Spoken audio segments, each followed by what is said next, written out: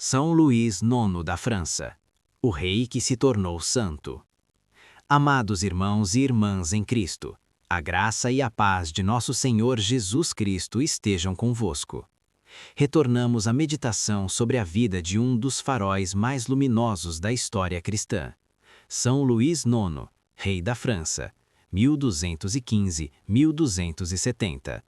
Sua vida, mais que uma biografia, é um evangelho vivido no trono, uma prova irrefutável de que a santidade é a vocação universal e que o poder terreno, quando submetido à cruz, pode ser transformado em instrumento de salvação.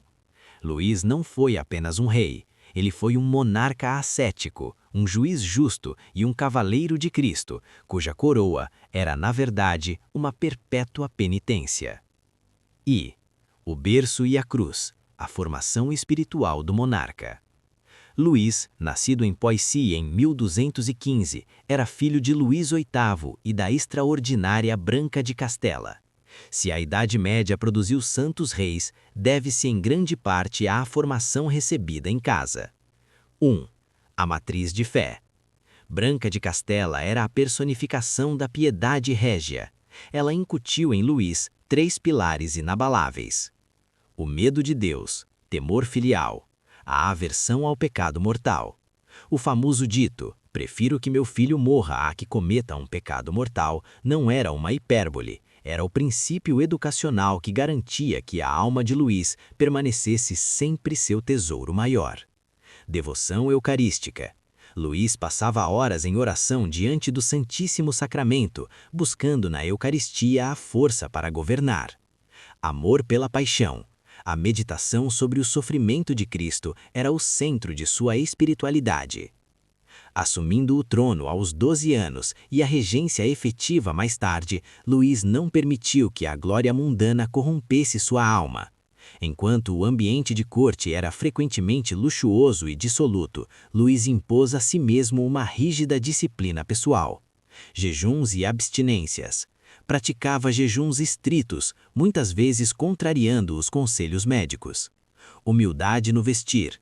Embora devesse usar vestes reais, seu interior era de um terciário franciscano, ordem franciscana secular, vestindo-se modestamente sob as roupas reais. Participação na missa. Nunca perdia a missa diária e muitas vezes assistia a 2 ou até 3. São Luís IX ensina-nos que a verdadeira realeza é a do caráter e que o homem de poder deve ser antes de tudo o servo humilde de Deus. E o reino terrestre reflete o reino de Deus, a justiça e a paz. O reinado de Luís IX, 1226 a 1270, não foi marcado por grandes conquistas territoriais, mas pela paz interna e pela reforma moral e jurídica de seu país, transformando a França em um modelo de administração cristã. 1. A nova administração da justiça. Luís entendia que o rei é o juiz de Deus na terra. Sua maior paixão era a justiça, especialmente para os fracos. O juiz de Vincennes. A imagem que define Luís IX é ele sentado sob o carvalho no bosque de Vincennes, não em um trono dourado, mas na simplicidade, concedendo audiência a qualquer camponês ou mendigo. Ele os despachava com a maior brevidade possível e com grande diligência, escreveu seu biógrafo Jean de Joinville. O fim da barbaridade. Aboliu as provas de ordalho, os chamados juízos de Deus pela água ou ferro em brasa, consideradas supersticiosas e injustas. Estabeleceu a regra de que o real era inocente até prova o contrário, e incentivou a apelação à Corte Real para garantir a uniformidade e a equidade das sentenças. Reforma econômica. Combateu a usura. Exigiu dos oficiais reais que indenizassem qualquer mal que tivessem causado aos súditos e cunhou uma moeda nacional estável, moralizando a economia do reino. 2. O zelo pela moral e pela fé. A reforma de Luís não se limitou à lei civil, estendeu-se à moral pública e à defesa da Igreja. Contra os vícios. Decretou leis severas contra a blasfêmia, punida com a marca de ferro na língua, a prostituição e o jogo de azar. Defesa da Igreja. protegeu os direitos da Igreja e promoveu a ordem nas ordens religiosas.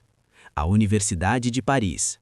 Sua atenção ao saber levou à fundação do Colégio de Sorbonne para ajudar estudantes pobres e piedosos a estudar teologia, garantindo o futuro intelectual e teológico da França. 3. A caridade real. O diaconato do rei. O mais notável em Luís IX era o contraste entre sua posição e sua vida de serviço. Ele viveu o que São Paulo ensinou. A caridade não se porta inconvenientemente, não busca o próprio interesse. 1. A identificação com o pobre. Ele não apenas doava dinheiro, ele servia. Hospitalidade aos pobres. Era comum ele convidar à sua mesa no palácio mendigos e doentes. Ele mesmo lhes lavava os pés e lhes servia a refeição com suas próprias mãos. Assistência aos doentes. Visitava hospitais e leprosários, como o Hospital des 15 Vents, fundado por ele, beijando as feridas e consolando os doentes, superando a aversão natural com a força da fé.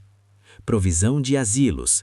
Gastou uma parte considerável do tesouro real na fundação de instituições de caridade e hospitais, como o já citado 15 Vents para 300 cegos.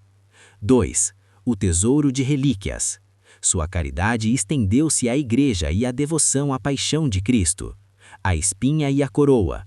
Luís IX resgatou do imperador de Constantinopla relíquias sagradas da paixão, incluindo a coroa de espinhos e um pedaço da verdadeira cruz, por uma fortuna. A Sainte-Chapelle. Para abrigar esses tesouros de incalculável valor espiritual, ele construiu a Sainte-Chapelle em Paris, uma obra-prima gótica, uma verdadeira caixa de joias de luz e cor, dedicada inteiramente à glória de Cristo. IV.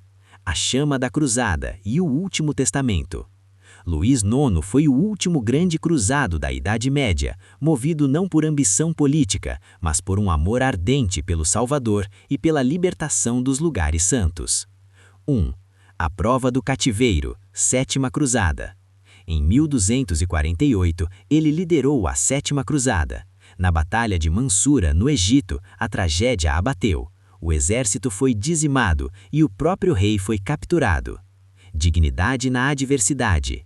Luís, prisioneiro, recusou-se a trocar a liberdade por qualquer condição que desonrasse a fé ou o reino. Sua serenidade e dignidade fizeram com que os líderes muçulmanos o admirassem profundamente. Resgate e lição. Ele negociou a libertação de seu exército e o seu próprio resgate, pagando uma soma colossal, superior ao orçamento anual do reino, e permaneceu no Oriente por mais 4 anos, fortificando as cidades e consolando os cristãos locais. 2. A morte em Tunis, Oitava Cruzada. Em 1270, ele partiu para a Oitava Cruzada, com o objetivo de converter o sultão de Tunis. O sacrifício final. A expedição foi marcada pela peste, tifo. Sentindo a morte próxima, Luís deitou-se sobre uma maleta de cinzas, com os braços cruzados sobre o peito, recitando os salmos. As últimas palavras, segundo relatos, foram: Jerusalém, Jerusalém, entrarei em tua casa, ó meu Deus, meu Deus. Ele morreu em 25 de agosto de 1270, com a alma voltada para a Cidade Santa, tanto a terrena quanto a celestial. Conclusão. O legado da santidade no poder. São Luís IX, o rei que se ajoelhava diante dos leprosos e governava com a Bíblia e o crucifixo à mão, é um modelo eterno. Ele nos ensina: a santidade não tem veto de profissão. Você pode ser santo como rei, como cozinheiro, como pai ou como empresário. A santidade está em amar a Deus e fazer o trabalho de cada dia com justiça e caridade. Que interceda a nós, São Luís IX, a graça de sermos justos em nossas ações, fervorosos em nossa fé e ardentes em nossa caridade. Amém.